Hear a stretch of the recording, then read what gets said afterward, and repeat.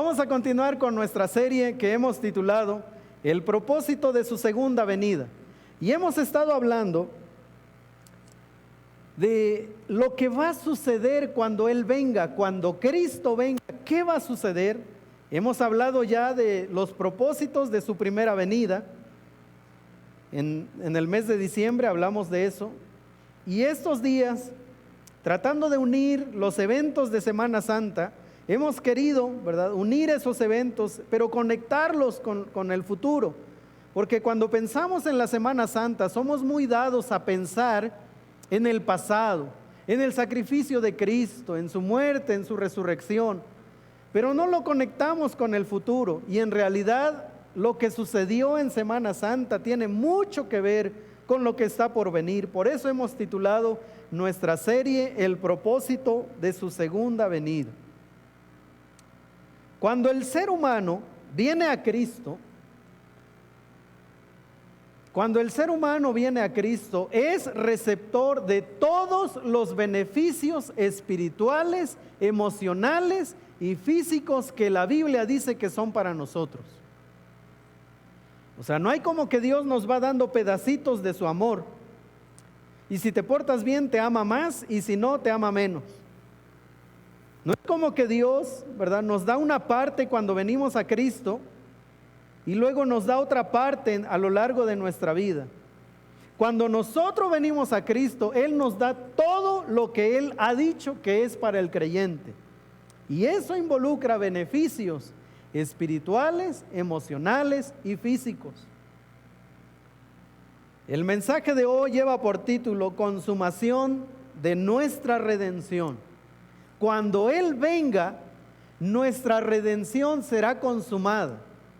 En un sentido, seremos salvos completamente. Eso no quiere decir que en este momento somos medio salvos. Significa que cuando Él venga, nosotros podremos experimentar nuestra salvación consumada. Ahora somos salvos. Pero mire lo que el Señor Jesucristo dijo en Lucas 4, 18 y 19. Lo leemos todos juntos. Dice así: el Espíritu del Señor está sobre mí.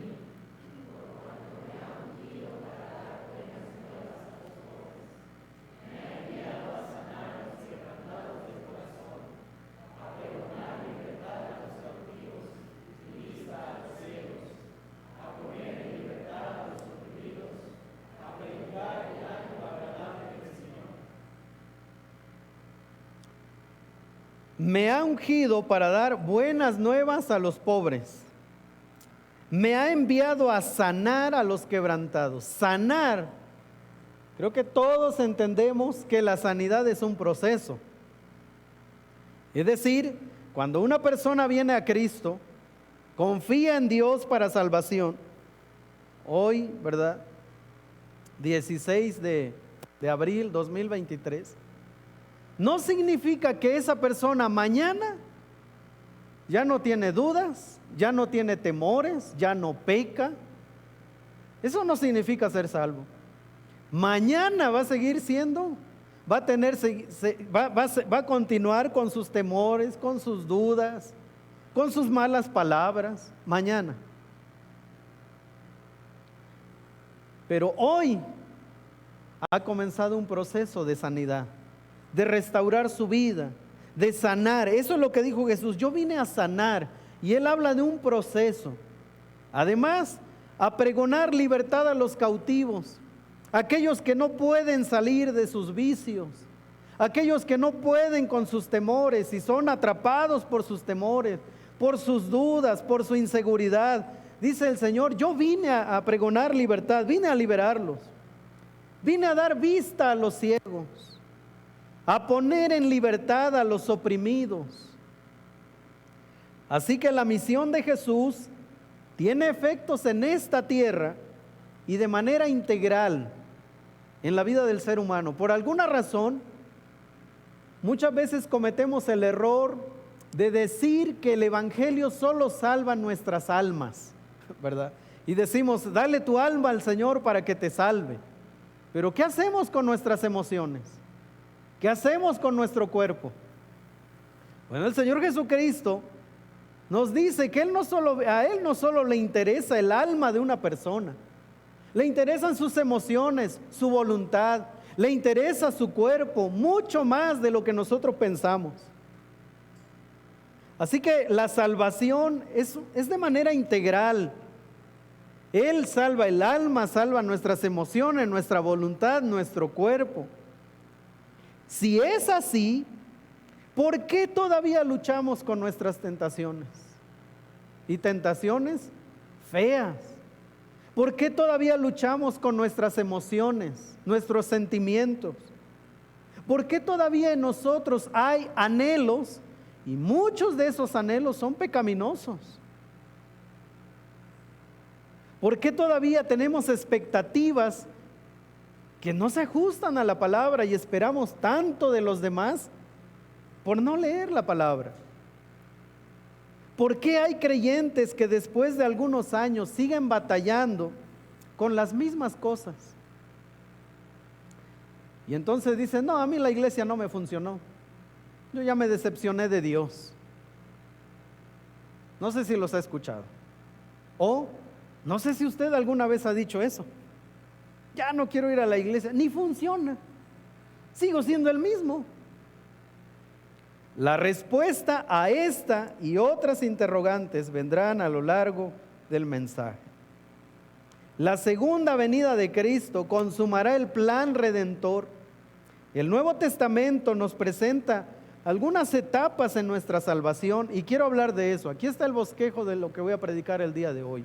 Número 1, salvo de la condenación del pecado. La Biblia dice en la lectura de hoy que cuando el ser humano viene a Cristo para salvación, es salvo. Ya es salvo, es perdonado. Pero tiene que confiar en Cristo. Y en ese momento es salvo de la condenación del pecado. A diferencia de lo que muchos creen, muchos se imaginan, sobre todo me ha tocado ver en los velorios, pero muchos se imaginan a Dios como un anciano, canoso, débil, todo amor, compasivo, tierno. Y ellos se imaginan que cuando una persona muere, sin importar el grado de perversión con el que haya vivido sobre la faz de la tierra, ellos piensan que ese anciano debilitado, con que le hagan una carita así de, ¿me perdonas?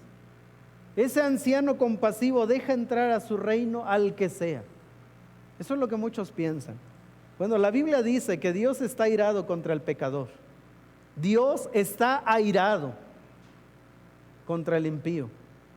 Eso no gusta, pero eso dice la Biblia, que Dios está airado contra el impío, contra el pecador, y que el pecador está condenado, pero que cuando nosotros venimos a Cristo, Él nos salva de esa condenación. A eso se llama justificación. Pero también encontramos que una vez que una persona viene a Cristo, ¿verdad? Hoy 16 de abril, alguien confía en Cristo para salvación.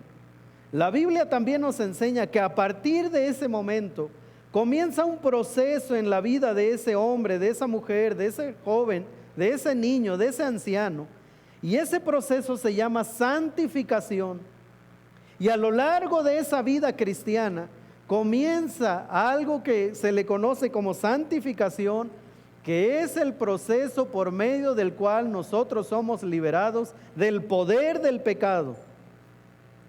Y un día cuando Él regrese, nosotros seremos salvos de la presencia del pecado. En esta vida, hermanos, no hay manera de que nosotros vivamos sin pecado.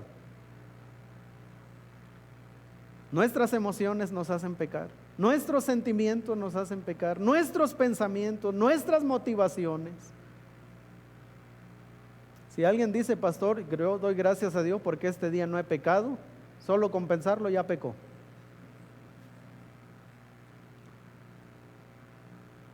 Cuando Cristo venga por su iglesia, el pecado será completamente eliminado.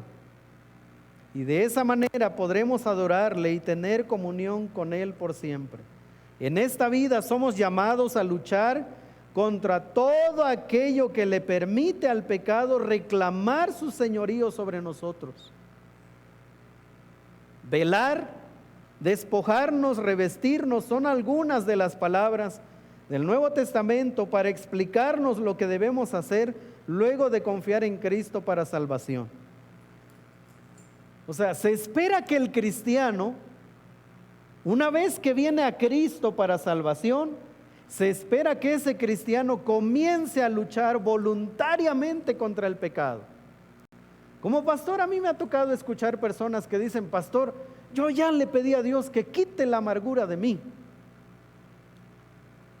Y ya vamos a ver qué dice la Biblia. Pastor, yo ya le pedí al Señor que quite esas malas palabras de mí.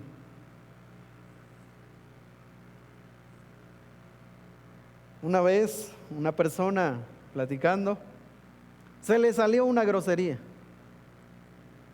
Ya tenía como 3, 4 años de creyente. Y me dijo: pastor, perdón, se me salió. ¿Cómo es de confianza? Yo le dije: sí, se salió porque está aquí. Y bueno, ya no me dijo nada. Pero muchos se justifican así: ay, perdón, pastor, se me salió esta mala palabra. Claro, pues es lo que hay en el corazón. Es que ya le estoy pidiendo a Dios que quite de mí las malas palabras. No, ya vamos a ver lo que la Biblia dice. ¿Okay? De eso hablaremos el día de hoy: justificación, santificación y glorificación. Pero antes de ir de lleno al tema, déjeme poner un escenario respecto a lo que la Biblia dice del ser humano. Número 1, la Biblia dice que el hombre está bajo la ira divina por causa de su caída y continua rebelión contra su Hacedor. Eso dice la Biblia. Romanos 1, 18 al 32. Eso dice la Biblia. Dios está irado contra el ser humano por causa de su caída voluntaria y continua rebelión contra su Hacedor.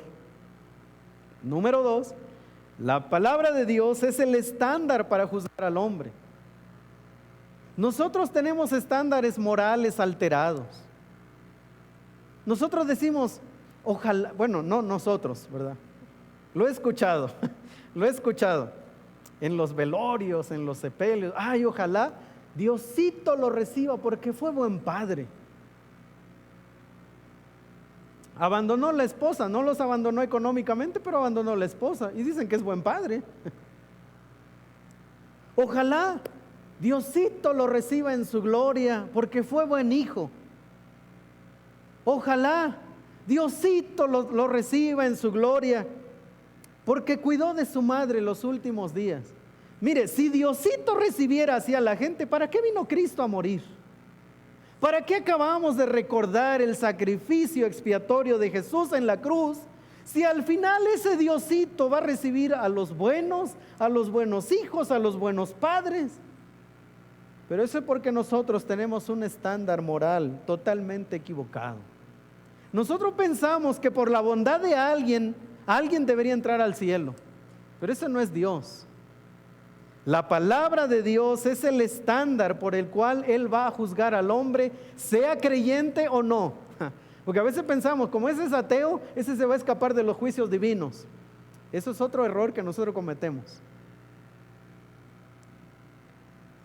3, toda la raza humana es hallada en su injusticia dentro de este estándar. Cuando Dios abre su palabra y ve al hombre, todos son culpables. Cuando yo abro mis estándares morales, yo sí encuentro algunos buenos y algunos no tan buenos. Pero como yo no soy Dios, eso lo cambia todo. Número 4, toda la raza humana está condenada. Y número 5, cualquier obra meritoria que el hombre haga no le vale de nada, hermanos. Y esto no gusta, y la razón por lo cual esto no gusta es porque al ser humano le encanta sentir que contribuye para salvarse. Le gusta pensar que si se porta bien, al ser humano le gusta pensar que se aporta a manera de altruismo, ya Dios toma en cuenta eso. Al ser humano le encanta pensar que si es fiel a su esposa, pero por aquí en el trabajo hace unas jugadas, pues Dios se hace, ¿verdad? Ignora eso y toma en cuenta que es buen esposo. Pero no, la Biblia dice que cualquier obra meritoria que el hombre haga no le vale de nada. ¿Qué hacemos entonces con este panorama? ¿Quién se puede salvar? ¿De qué manera puede el hombre injusto presentarse ante un Dios justo? Semejante condición descarta al ser humano del escenario redentor. Cualquier camino que el hombre diseñe para acercarse a Dios, por muy sincera que sea, termina siendo insuficiente. Entonces, ¿quién podrá salvarse ante esta realidad? Bueno, vamos a ir en primer lugar lo que dice la Biblia. ¿Cómo puede una persona salvarse? Romanos capítulo 3, versos 21 al 26. Abran sus Biblias, por favor. Y vamos a leer todos juntos los primeros 2 versículos que están en la pantalla. Y a partir del verso 23 me permiten seguir.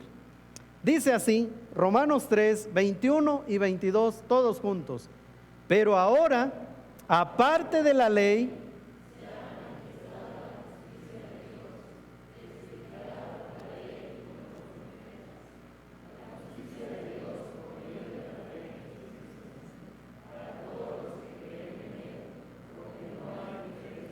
por cuanto todos pecaron y están destituidos de la gloria de Dios, siendo justificados gratuitamente por su gracia, mediante la redención que es en Cristo Jesús, a quien Dios puso como propiciación por medio de la fe en su sangre, para manifestar su justicia a causa de haber pasado por alto en su paciencia los pecados pasados, con la mira de manifestar en este tiempo su justicia, a fin de que Él sea el justo y el que justifica al que es de la fe en Jesús. Dice que no hay diferencia, todos somos pecadores y todos estamos separados de Dios. Incluso los buena onda, los buenos padres, los buenos hijos, pero si no han confiado en Cristo para salvación, también están destituidos de la gloria de Dios. Este es el escenario. Pero miren lo que dice, siendo justificados gratuitamente por su gracia. Y todos sabemos lo que significa gracia. Un don inmerecido. Gratuitamente por su gracia, mediante la redención que es en Cristo Jesús, a quien Dios puso como propiciación por medio de la fe. Así que no es que algunos trazaron el camino de Mahoma, de Buda, y otros caminos, la filosofía, y algunos nos inventamos a Cristo. No, la Biblia dice que quien trazó el camino para alcanzar el perdón fue Dios. Y ese camino se llama Cristo y ese camino costó la sangre de su Hijo. ¿Y cómo yo puedo obtener el perdón de mis pecados? Confiando en Él para salvación. Justificación. ¿Qué es justificación? Es el acto legal instantáneo en el cual Dios declara justo al culpable cuando éste ha confiado en Cristo para salvación. Hay una sentencia sobre el ser humano, pero cuando confía en Cristo para ser salvo, esa sentencia es hecha a un lado. ¿Y cómo? ¿Cómo funciona la justificación? Eric, ¿puedes venir? Lo quiero ilustrar. Eric es el pecador, es el impío que la Biblia dice que está condenado. Pero en un punto de su vida, Eric viene a Cristo y confía en Jesús para salvación. Pero él es un impío, él es un perverso. ¿Sabe qué hace Dios? Toma la justicia de Cristo, ¿verdad? Él es justo, Él es santo.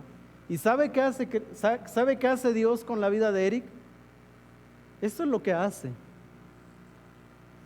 Él sigue siendo injusto. Pero ¿sabe qué hace Dios?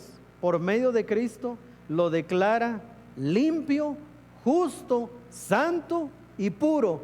No porque Él lo sea, sino porque vino a refugiarse bajo la justicia de Cristo. Gracias, Eric. Ya vi que te queda chiquito mi saco.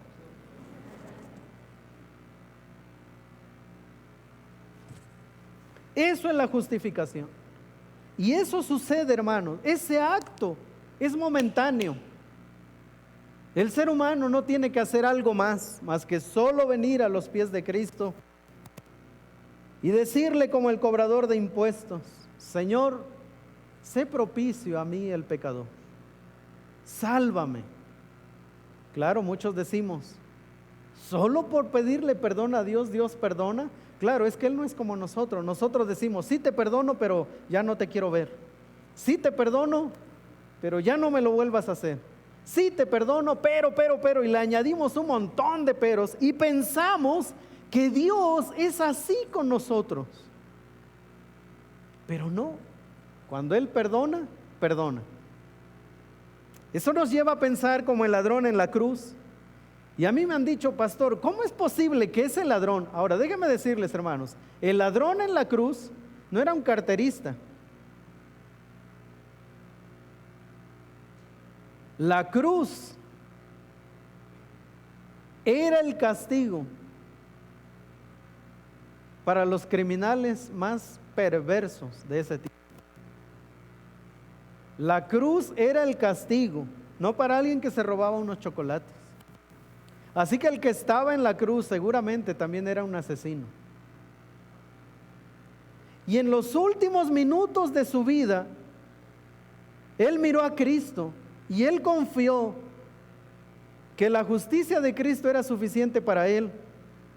Y en ese momento el Señor le dijo: de cierto te digo que hoy mismo estarás conmigo en el paraíso. Y es ahí donde nosotros entramos, los justos, y decimos: ¿cómo es posible que lo salvó? ¿Cómo es posible que lo perdonó? Como si nosotros fuéramos santos, puros y sin mancha. Lo que pasa que es más fácil ver la paja que la viga. Pero esa gracia es para todo ser humano que viene a Cristo. Para salvación, Jesucristo es suficiente. En el momento en que un pecador confía en Jesús para salvación, es salvo. A ese momento la Biblia le llama nuevo nacimiento, pasar de muerte a vida, de las tinieblas a la luz. El ser humano está bajo condenación del pecado y pasa a ser salvo de la condenación del pecado. A este acto se le llama justificación, y eso es el ejemplo con Eric. El pecador no es justo, pero confía en la justicia de Cristo, y entonces Dios toma la justicia de Cristo y se la asigna a ese pecador.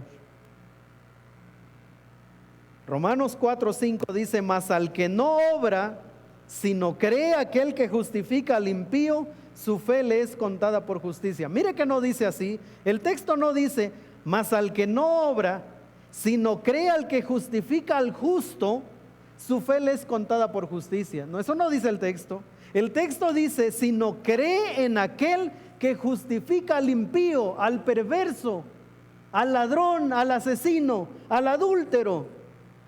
Y es ahí cuando nosotros entramos y nos peleamos con Dios y decimos: pero ¿cómo es posible que Dios perdone a este que mató? Sí, porque nosotros miramos los actos, no la esencia del ser humano. Dios mira la esencia y lo que Él ve es pecado. Unos matan y otros mienten. Unos adulteran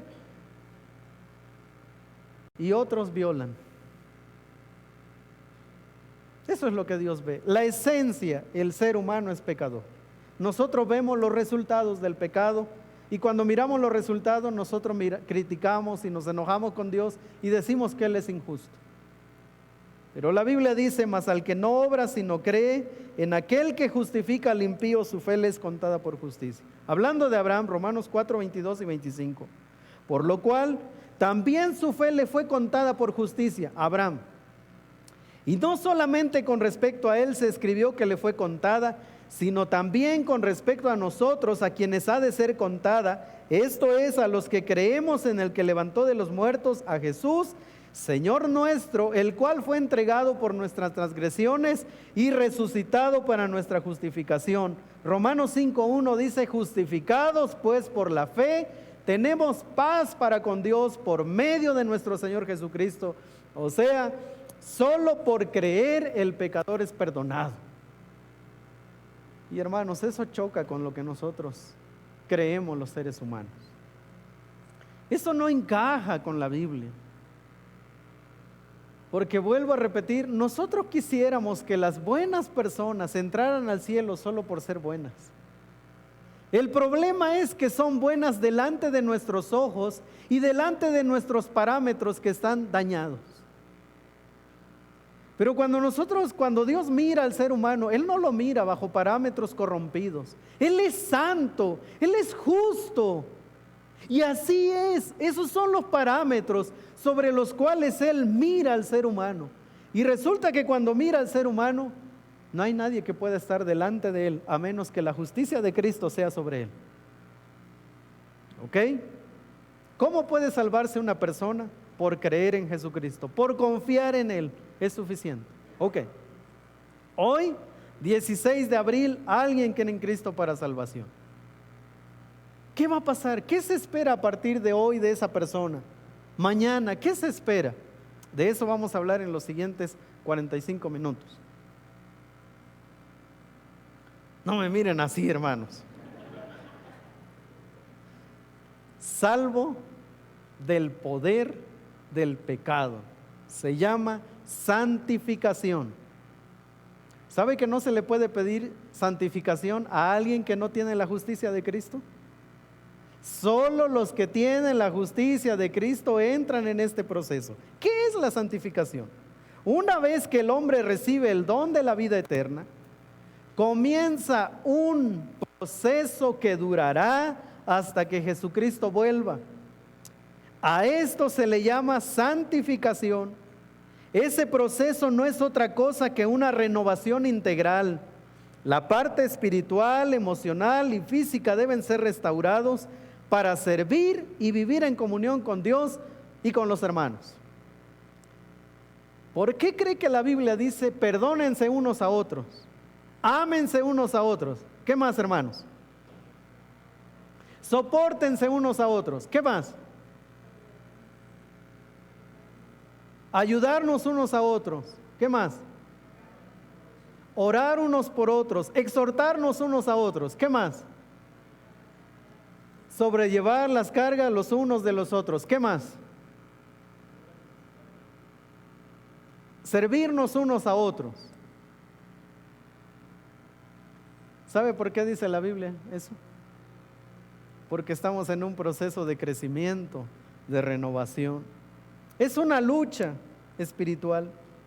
Es un camino con atajos. La santificación es un camino con atajos y desvíos engañosos, peligrosos y mortales. El apóstol Pablo, escribiendo a la iglesia de Corinto, razón por la cual le dijo, por eso algunos ya murieron. Se autoengañaron en su proceso de santificación y Dios obró y los ejecutó. Para ser justificado, Jesucristo es suficiente. Pero para ser santificado, el creyente se somete libre y voluntariamente a los preceptos de la palabra de Dios. Ahora sí, hermanos, vamos a ir a la Biblia y vamos a apresurarnos, que les dije que me quedan 45 minutos y los quiero aprovechar bien. Aquí están. Vayan buscando esos textos. Comenzamos con el primero. En el grupo de jóvenes, ¿verdad? En los juegos bíblicos, siempre se les dice, el que lo encuentre primero que se levante y que lo lea. Y luego por ahí veo que el pastor Arturo trae chocolates, y por eso está creciendo el grupo de jóvenes. ¿Verdad? Les dan chocolates a los que encuentran los textos bíblicos así. Yo no traigo chocolates, ni cocas, para cuidarles su salud, hermanos. Vamos a ir a la palabra. Efesios 4, 22 al 32. Dice así. ¿Qué es santificación? Esto es santificación.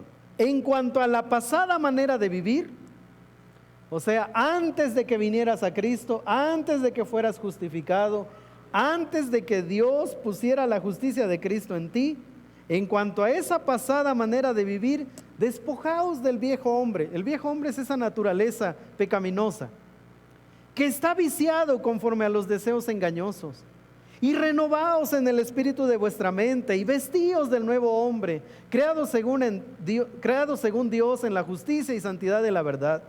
Por lo cual, desechando la mentira, hablad verdad cada uno con su prójimo, porque somos miembros los unos de los otros. Airaos, pero no pequéis, ni deis lugar al diablo, el que hurtaba, o sea, el que le encantaba lo ajeno. No hurte más. Ay, pastor, perdón, es que pues yo robaba. Mejor le pido para no robarle. ¿Verdad? No, dice Pablo, el que robaba, el que hurtaba, ya no más. Haciendo con sus manos lo que es bueno para que tenga que compartir con el que padece necesidad. Ninguna palabra corrompida salga de vuestra boca. Algunos se sienten de Alvarado, Veracruz, ¿verdad? Bien floreaditos de los labios. Y llevan 3 años, 5 años, 10 años en la iglesia y siguen hablando con malas palabras, con groserías. Y le digo, y luego me dicen, perdón pastor, se me salió. Y la verdad que sí les digo, claro, si que te salió, pues que hay en tu corazón. Ninguna palabra corrompida salga de vuestra boca, sino la que sea buena para la necesaria edificación, a fin de dar gracia a los oyentes. No contristéis al Espíritu Santo de Dios, con el cual fuisteis sellados para el día de la redención. Quítense de vosotros toda amargura. Ay, pastor, es que ya llevo 10 años diciéndole al Señor que me quite esta amargura. No, la Biblia dice que el que se la quita es uno. Yo soy el que debo luchar contra la amargura. Yo no puedo estar culpando a Dios. Ay, Señor, llevo 10 años pidiéndote que me quite la amargura y no me la has quitado. Por eso soy un amargado. No es amargado, amargada, porque no está luchando contra eso. Quítense de vosotros amargura, enojo, gritería y maledicencia y toda malicia. Antes sed benignos unos con otros, misericordiosos, perdonándoos unos a otros como Dios también os perdonó en vosotros en Cristo. Eso es santificación. Eso es ser cristiano, hermanos. Seguimos. Efesios 5, 1 al 20. Sed pues imitadores de Dios como hijos amados y andad en amor como también Cristo nos amó y se entregó a sí mismo por nosotros, ofrenda y sacrificio a Dios en olor fragante. Pero fornicación y toda inmundicia o avaricia ni aun se nombre entre vosotros como conviene a santos. Mire el 8, me voy a saltar hasta el 8. Porque en otro tiempo erais tinieblas. O sea, en otro tiempo tú no podías luchar con esto. No estabas capacitado. Eras amargado y con toda razón. Eras mal hablado y con toda razón porque Cristo no estaba en ti.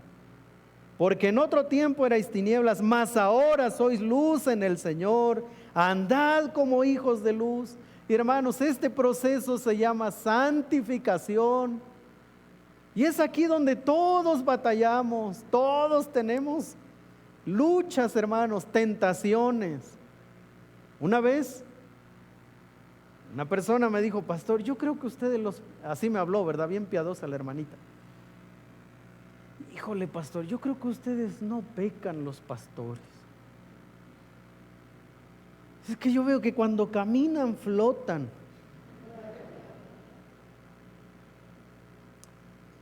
No, hombre, hermano. Si supiera mis luchas, si supiera mis tentaciones, si supiera mis temores, si supiera la vergüenza ante el Señor, no nos atreveríamos a hablar así de ninguno. Pero dice el verso 11, no participen en las obras infructuosas de las tinieblas, reprendedlas. Vamos a ir avanzando. Hebreos capítulo 12, por favor. No estoy leyendo todas las porciones. Quiero animarlos que llegando a su casa, ustedes revisen esa porción. Hebreos capítulo 12, versos 1 al 4. Por tanto, nosotros también, teniendo en derredor nuestro tan grande nube de testigos, despojémonos de todo peso y del pecado. Mire que no dice, oren al Señor por sus pecados. Oren por sus tentaciones. No, dice, despojémonos de todo peso y del pecado que nos asedia y corramos con paciencia la carrera que tenemos por delante, puestos los ojos en Jesús, autor y consumador de la fe, el cual por el gozo puesto delante de él sufrió la cruz, menospreciando el oprobio, y se sentó a la diestra del trono de Dios. Considerad aquel que sufrió tal contradicción de pecadores contra sí mismo, para que vuestro ánimo no se canse hasta desmayar, porque aún no habéis resistido hasta la sangre, combatiendo contra el pecado. Espero que no sea el caso de ninguno que esté orando por amargura y Señor, quita esta amargura de mí. Y si alguien aquí está orando por Señor, quita esa amargura de mí, yo espero que hoy deje de orar así y comience a trabajar contra su amargura.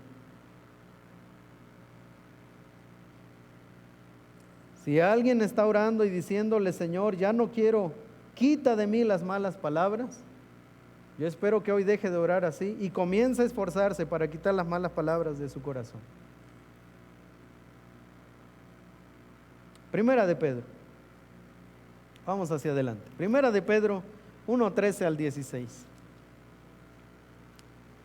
Dice así, Primera de Pedro 1:13 al 16. Por tanto, ceñid los lomos de vuestro entendimiento, o sea, afírmense, listos. Sed sobrios y esperad por completo en la gracia que se os traerá. Cuando Jesucristo sea manifestado, vendrá con él una gracia para el creyente. Esperen esa gracia que vendrá. ¿Cómo la vamos a esperar? Como hijos obedientes, no os conforméis a los deseos que antes tenías estando en vuestra ignorancia. Mire, hermanos, el apóstol Pedro está diciendo, sí es verdad, antes éramos así, pero ahora ya no deberíamos ser así, porque cuando Cristo venga nos traerá una gracia especial. Y mientras esperan esa gracia, dice el apóstol Pedro, como hijos obedientes, no se conformen. O sea, no se resignen. Ay, pastor, es que yo soy así, y usted ya me conoce. Porque algunos así me hablan, hermanos. Algunos sí se atreven a decirme eso. Ay, pastor, es que usted ya me conoce, ya sabe cómo soy. No se resignen, no se conformen a los deseos que antes teníais estando en vuestra ignorancia, sino como aquel que os llamó es santo, sed también vosotros santos en toda vuestra manera de vivir. Porque escrito está, sed santos porque yo soy santo. Y si invocáis por Padre aquel que sin acepción de personas juzga según la obra de cada uno, conducíos en temor todo el tiempo de vuestra peregrinación. Vamos avanzando hacia Ciudad Celestial usando esta figura del libro del peregrino. Allá vamos, hacia Ciudad Celestial. Pero llevamos, hermanos, un bagaje tremendo, emocional, espiritual, físico. Tenemos luchas, tentaciones. Y ahí vamos, ¿verdad? Como cristiano en ese libro del progreso del peregrino, avanzando hacia ciudad celestial. Pero hay tantos distractores, está la feria de la vanidad. Y de repente nos echamos una vueltecita a ver qué hay en la feria de la vanidad. De repente escuchamos cosas que no deberíamos y ahí perdemos tiempo.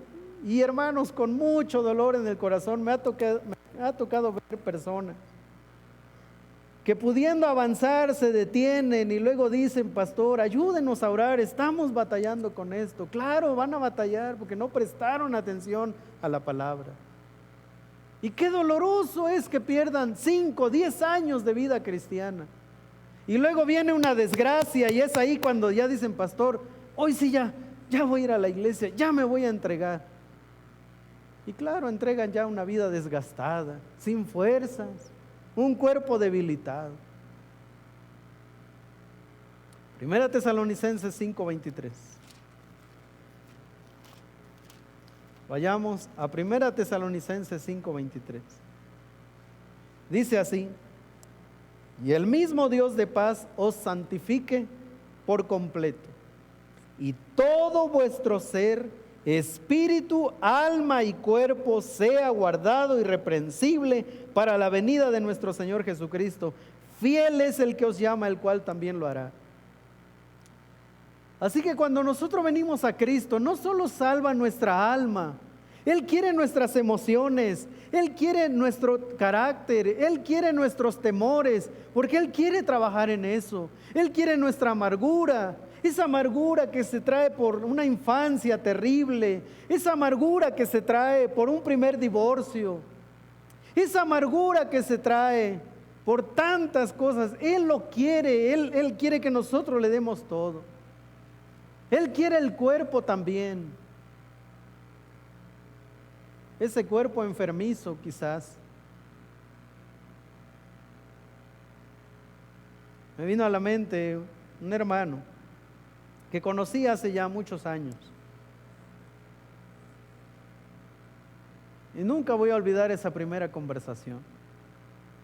Y él me dijo: pastor, ¿yo qué le puedo ofrecer a Dios? Yo traigo una enfermedad, producto de mi vida pasada.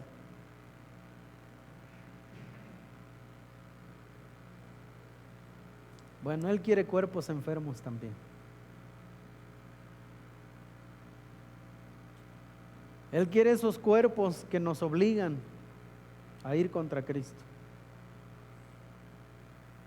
Él no solo quiere mi parte espiritual, Él quiere mis emociones. Yo no sé, hermano, ¿con qué tú estás luchando hoy? Yo no sé si hay raíces de amargura, culpabilidad, temores, no lo sé. Pero lo que sí sé es que esto dice la palabra: y el mismo Dios de paz os santifique por completo, y todo vuestro ser, espíritu, alma y cuerpo, démoselo completo, hermanos. Romanos capítulo 6, y terminamos este bloque. Romanos 6, 9 al 14, dice: sabiendo que Cristo, habiendo resucitado de los muertos, ya no muere, la muerte no se enseñorea más de él, porque en cuanto murió al pecado murió una vez por todas, mas en cuanto vive, para Dios vive. Así también vosotros consideraos muertos al pecado, pero vivos para Dios en Cristo Jesús, Señor nuestro. No reine pues el pecado en vuestro cuerpo mortal, de modo que lo obedezcáis en sus concupiscencias, o sea, en sus deseos pecaminosos. Ni tampoco presentéis vuestros miembros al pecado como instrumentos de iniquidad. O sea, el apóstol Pablo está haciendo un llamamiento de guardarnos también con lo que vemos, con lo que hablamos, con lo que escuchamos. Y hermanos, por eso es que en nuestros matrimonios tenemos problemas,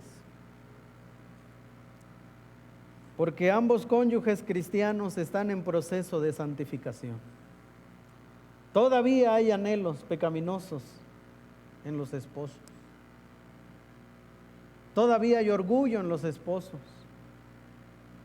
Y esposo, de esposos y esposa, ¿verdad? No van a estar pensando así: en mi esposo hay mucho orgullo, ¿verdad? Estoy hablando del esposo y de la esposa, los esposos.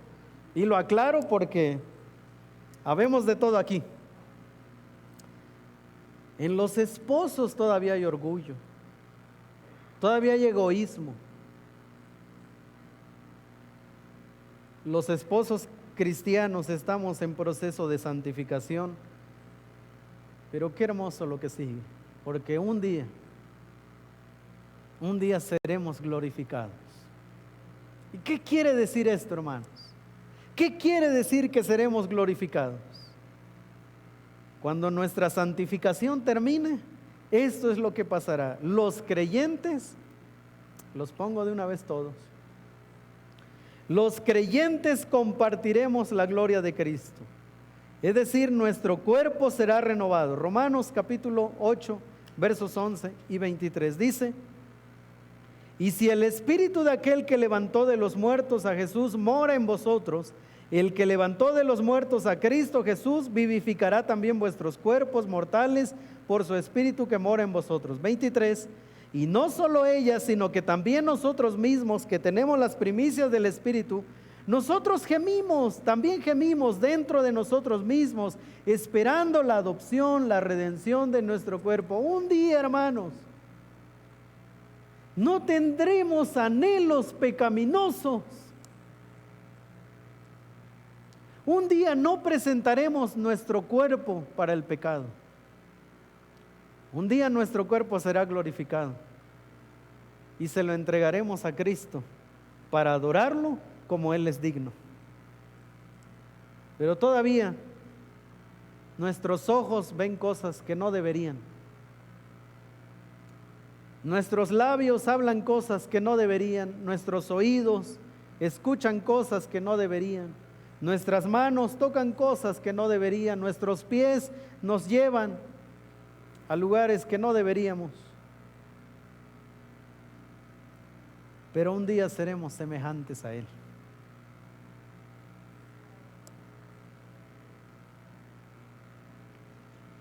Número 2, compartiremos la gloria de Cristo. Romanos 8:17. Y si hijos, también herederos, herederos de Dios y coherederos con Cristo, si es que padecemos juntamente con Él, para que juntamente con Él seamos glorificados.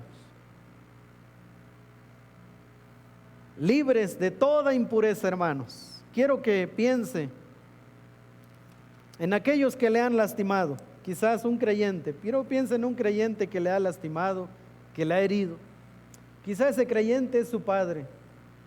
Y quizás usted dice, pues mi papá fue cristiano o es cristiano, pero él me lastimó, ¿verdad? En mi infancia. Él dejó una huella dolorosa. Quizás un padre creyente que cayó, ¿verdad? Adulteró. Y los hijos saben de eso. Todavía están en nosotros esos recuerdos. Ahí están. Pero un día todo eso terminará. Efesios 5, 25 al 27.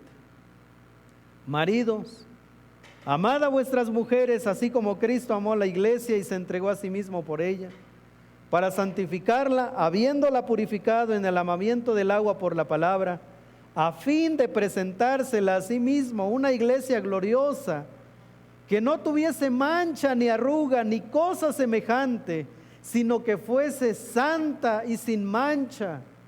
Un día ese hombre que cayó, se dio a sus tentaciones y cayó, y le fue infiel a su esposa. Un día, por la gracia de Cristo, será presentado puro para Cristo. Un día esa esposa que se dio a sus tentaciones y le fue infiel a su esposo, un día, por la gracia de Cristo, esa esposa cristiana será presentada como la novia más pura que ha habido en la historia. Un día ese perverso, que todo mundo conoce su historia, por la gracia de Cristo estará frente al trono, limpio, puro, santo. Primera de Juan 3:2.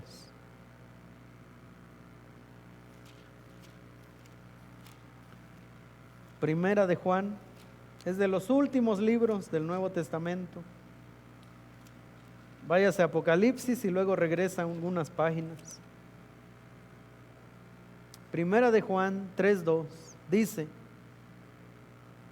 amados, ahora somos hijos de Dios y aún no se ha manifestado lo que hemos de ser, pero sabemos que cuando Él se manifieste seremos semejantes a Él, porque le veremos tal como Él es.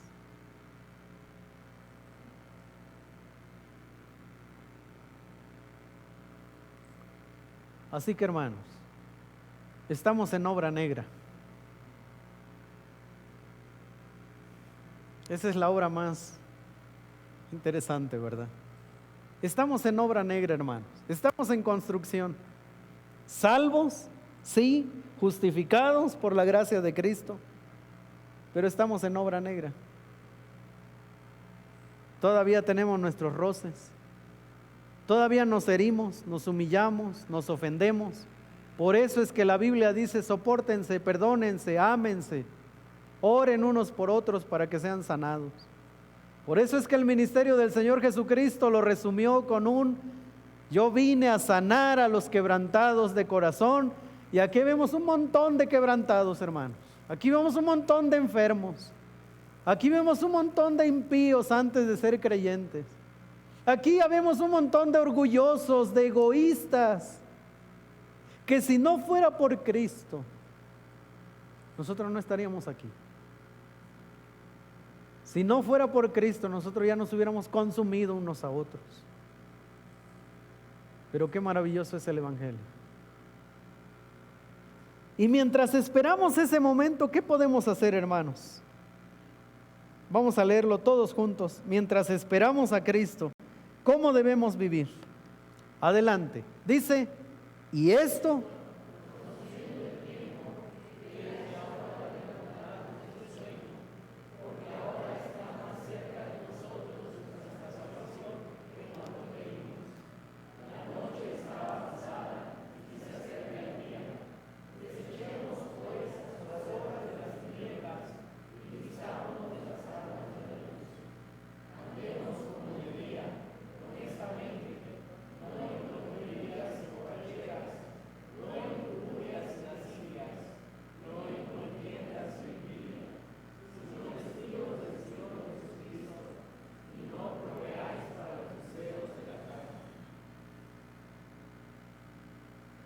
Padre, siendo muy honestos delante de ti,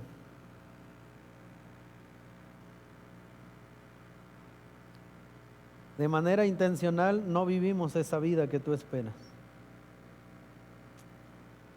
Si nosotros podemos rehuir de algunas enseñanzas de tu palabra, nosotros lo hacemos gustosamente. Si nosotros podemos evitar el soportarnos unos a otros, nosotros cooperamos con eso. Si nosotros podemos acrecentar nuestro orgullo, a nosotros se nos da de manera tan natural. Pero qué misericordioso eres, Señor. Qué gracia inmerecida la que tú has derramado en nosotros desde el día en que confiamos en ti para salvación. Y aunque no vivimos como santos, aunque no vivimos como deberíamos, como lo acabamos de leer, que deberíamos vivir una vida digna de ti, nos amas y estás tan comprometido con nosotros para santificarnos. Así que, Señor, esta tarde de nuestro corazón solo podemos darte la gloria y la honra y nuestra gratitud. Y así como están con el rostro inclinado y los ojos cerrados, yo quisiera hacer una invitación muy sencilla, y la invitación es la siguiente. ¿Habrá alguien que dice, pastor, hoy entendí que yo no tengo la justicia de Cristo sobre mí?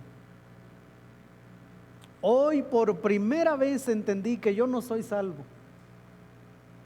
Hoy entendí que yo estoy tratando de acercarme a Dios a través de mis propios caminos, pero nunca he confiado en Cristo para salvación. Pero hoy comprendí que yo necesito su justicia, que necesito ser justificado para salvación. Pastor, yo quiero confiar el día de hoy en Cristo para salvación. Si hay una persona que dice, yo estoy tomando una decisión, o yo quiero confiar en Cristo para salvación, yo solo quiero pedirle una cosa. ¿Me lo puede indicar levantando su mano, por favor? ¿Habrá alguien que dice, pastor, yo hoy quiero ser salvo, quiero confiar en Cristo para salvación? ¿Alguien? Gracias, yo he visto su mano. Yo he visto otra mano también. ¿Alguien más? ¿Algún joven? ¿Alguna señorita? ¿Alguna dama que dice, pastor, yo quiero entregarle mi vida a Cristo? Yo voy a pedirle a las dos personas que se pusieron, que levantaron la mano, que se pongan de pie, por favor. Y voy a pedirle a mi esposa que tome a la dama que está en la parte de atrás. Hermano Neto, por favor.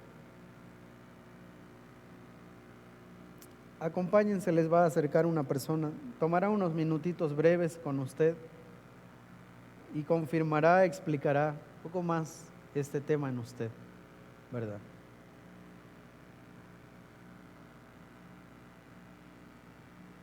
Padre, ayúdanos en nuestra debilidad. Ayúdanos a crecer, a amarte, a temerte. Perdona nuestros pecados, Señor, esos a los que nos entregamos tan gustosamente. Perdónanos, límpianos y danos de tu temor. Oramos en el nombre de nuestro Señor Jesucristo. Amén y amén.